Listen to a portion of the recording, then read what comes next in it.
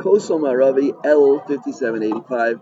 I'm sitting here today by the Kosel, and Bezrat Hashem, soon it will no longer be the Kosel, it will be the Beis Hamikdash. And when the Beis Hamikdash is rebuilt, we will all need to make a serious cheshbon and nefesh. How many korbanos we need to bring? Korban Chatas, Korban Oila, Korban Tamid, every single day. And there's a special korban that's brought, which is called the Korban Oila V'Yored. If you look at the Mishnah in the beginning of Shavuos, the Mishnah lists a number of different transgressions which you bring a korban oil v'yored. These include someone who came to the base of Mikdash when he's tamei, somebody who made an improper shvua. If you look at these transgressions, we have to ask ourselves, number one, why do these transgressions require bring a korban oil v'yored? Korban oil v'yored, says Rashi, a korban that goes up and down, is a korban which, depending on your financial status, if you're really rich, you bring an expensive korban. If you're poorer, you bring a cheaper korban. If you're destitute, you bring a very, very inexpensive korban. What is the connection between these transgressions and a korban oil v'yored, which fluctuates depending on a person's financial status? That's one question we can ask. Number two, we have to know a big principle that the Vilna Gaon says: you cannot understand pshat until you understood sod. The Gemara says in Mishlei, Samach be'esh ne'urav, that when a person gets to the understanding of sod, then he go back and understand pshat.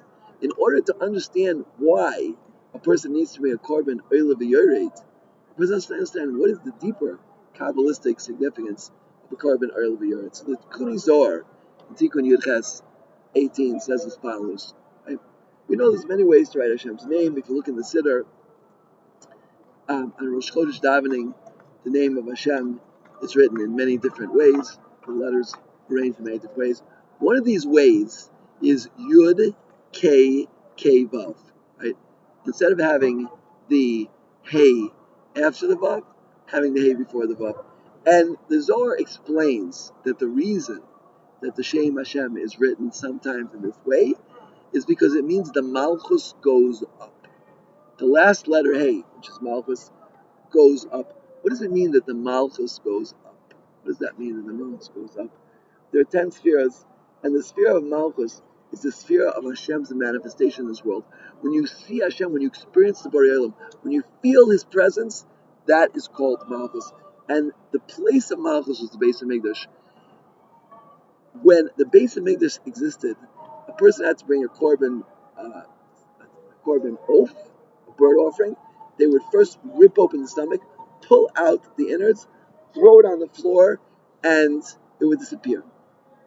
And the reason for that was because the birds steal food. It's stolen food in their stomach. And even for a second, you couldn't have stolen food in the Beis Hamikdash, because stealing is the complete opposite of Malchus. The manifestation of Hashem in this world is Malchus. And Hashem's signature is truth. Hashem's signature is truth. When there's truth in the world, there's Hashem's Malchus. When there's no truth in the world, then Hashem's kingship is not apparent. And that's why the bird's stomach had to be taken, thrown, it had to disappear immediately. It was a incredible revelation of Hashem's Malchus, Hashem's presence, that Hashem, whose signature is integrity, is truth. If you look at the first chapter of Bereshis, 6 times the last Bereshis bar Elokim es Hashemaim abes Aretz, the last words of that pasuk, Bereshis bara Elokim es Hashemaim abes Aretz, the last letters of those words form the word emes. 6 times it happens in Sefer Bereshis. Hashem's signature, because Hashem's signature is truth. And the place where that signature was signed was here in the Beis Hamikdash. In the Beis Hamikdash, you have to have integrity. And therefore, Hashem's commanded that when you brought a korban oaf in the Beis Hamikdash, a bird offering, you had to throw on the ground and disappear. The name of Yud K K Vav, which is the name of the korban attributed, korban oil v'yored, is when the Malchus Hashem goes up. The letter Hey at the end of the Shem Havaya usually is at the end. Here it went up. to the second. The first hay is the Malchus of Hashem. Yud K means the Malchus goes all the way up. It's lifted up all the way up to the top, next to the Yud, which is Chachma. So it's lifted all the way up, and that is what we do when we bring a korban or the yoret. Yeah, when a person makes a improper shvua, what is the improper shvua? A shvua, says the Gemara, is comparing the truth of Hashem to the truth of my words. A person is not meant to do that. That is a serious infringement on Hashem's kingship in this world. Right? Lowering his kingship, comparing his truth to the truth of your statement. There's no way anything you could possibly say ever could be as true as Hashem's existence. And therefore you are infringing on Hashem's kingship in the world. The same thing is true if a person, if you go, there's the ramp going up to Koso, up that ramp, that in the current state, when we are impure, we don't have the Paraduma, that is entering the base of English Tameh, that is an infringement on Hashem's kingship in the world. Hashem wants you to enter his palace in a completely pure state. And when you go up to Hashem's palace in an impure state, you're infringing on the Malchus. What you must do is bring a korban oil of yored, right? We said the korban oil of yored represents Hashem Malchus going up, all the way up to the top, being elevated. That's the korban you must bring, right? But there's a deeper idea over here, and I want to share that with you today. Is that how do we see Hashem's Malchus in the world? So there's two ways. One way is when Hashem's justice in this world is portrayed. On Rosh Hashanah, we say HaMelech HaKadosh. Rashi explains there in Brachos Tafyud Beis of Nal Beis that when Hashem comes to judge the world, we feel the presence of His kingship. It's the same thing when we see HaKadosh Baruch Hu dealing with each individual depending on his financial needs.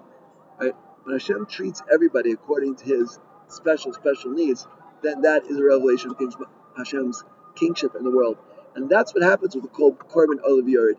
Each person, depending on his financial ability, changes his obligation.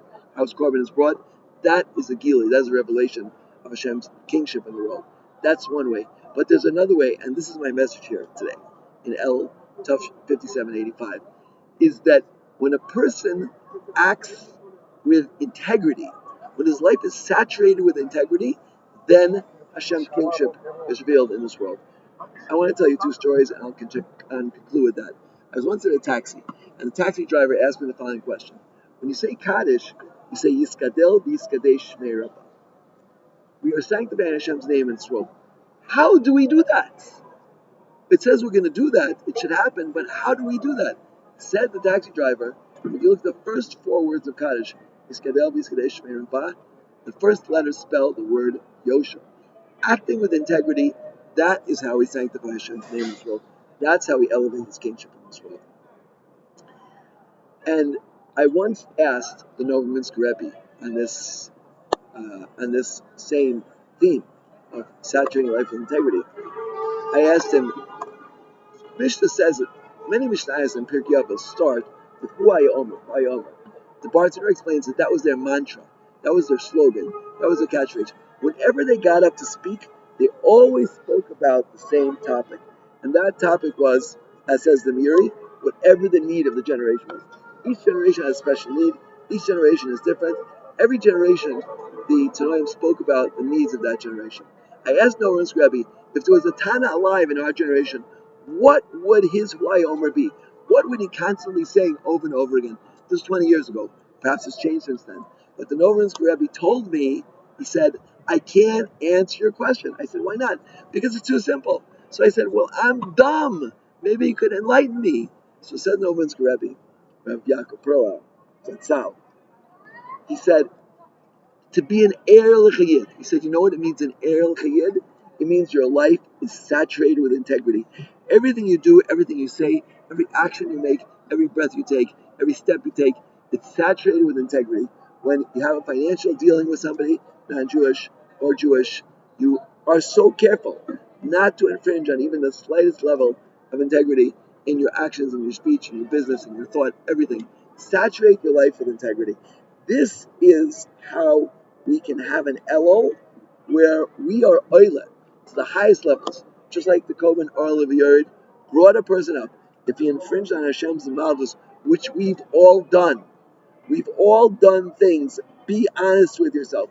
In Tafshin Pei Hey, we've all done things that have infringed on Hashem's kingship in this world, and we can change that by acting with integrity. That is the message of the Korban Olav Yored. That is the message of taking the bird's stomach out, throwing it on the ground, and disappearing. And that, said the Novimus Rebbe, that is the Huaya Omer of our time. The Huaya Omer is act with integrity, be an Eir L'Chayid. This is ultimately the way we can elevate Hashem's malchus and His kingship in this world. We should all have greatest siyata d'shmaya to do this. Live your life with integrity. Think integrity, breathe integrity, live integrity. It should be everything. When someone sees you, they should see, there is an Eir L'Chayid, right? An Eir L'Chayid. That, said the Novimus Rebbe, that's the greatest accolade that a Jew can possibly attain. So let's keep that in mind. Let's try in Elul of Tafshin Pei Vav to live with as much integrity as possible in our speech, in our thought, and our actions. And B'ezrat Hashem, in the schus of doing that, will be Zoiche that Tafshin Pei Vav will be a year filled with bracha for your parnasa, for your health, for your shalom bayis, and for your children's education, your chinuch. Everyone should have bracha atzlacha. Please join me every morning here, right here at the Kosel, for these shirim. Press follow now to join us to thank Hashem when things look bad, and doing averas is bad. We have a lot of them, right? But we learned today that you could change. You could change the tide. You could flip the situation. Use the times when you were infringed on Hashem's malchus to change your life around and live a life of integrity. Hashem should help us all achieve this very lofty goal. Amen.